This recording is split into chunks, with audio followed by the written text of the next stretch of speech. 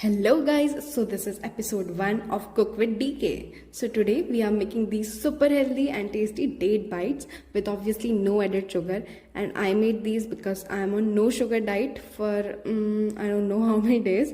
So इसे बनाने के लिए सबसे पहले आपको अपने कोमल हाथों को देनी पड़ेगी थोड़ी तकलीफ और करने पड़ेंगे भर भर के dry fruits chop. So I would suggest कि ये पार्ट आप कहीं आराम से बैठ के करें, बीच बीच में थक जाओ तो थोड़ा ठूस भी सकते हो।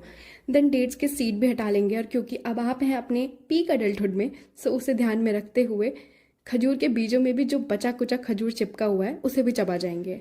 और अगर कोई एडल्टहुड के 7वें आसमान पे पहुंच चुका है तो वो इसके बीजों को चबा भी सकता है।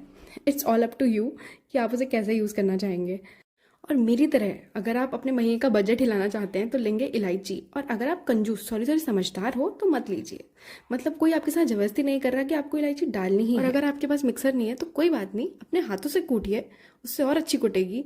फिर उसके बाद हम खजूर लेंगे, उन्हें भी मिक्सर में घुमा देंगे। अब अपने कैमरे को कहीं हिमालय की चोटी पर रख दीजिए ताकि नीचे का सब साफ दिखे। अब हम लेंगे घर का बना शुद्ध देसी घी और उसमें चॉप किए गए ड्राई फ्रूट्स को तब तक भूनें जब तक वो क्रिस्पी ना हो जाएं, और इसमें डालें इलायची पाउडर, ऐड डेट्स। अब इन सभी को अच्छे से मिक्स कर लीजिए। अब देखो, ये रेसिपी आप तभी बनाएं जब आपका बजट अच्छा हो, या आप मेरी तरह ये सामान घर से लाए हो। और यदि आपकी जेब है ढीली तो चुपचाप चीनी खा के सो जाओ। अब लो एक प्लेट और उस पर हम लगाएंगे थोड़ा सा घी ताकि बादाम का एक भी टुकड़ा उस पर चिपका ना रह जाए। अब पूरे मिक्सचर को हम प्लेट पे फैला देंगे। इसी स्टेप पे जल्दबाजी करना आपकी उंगलियों के लिए जानलेवा हो सकता है।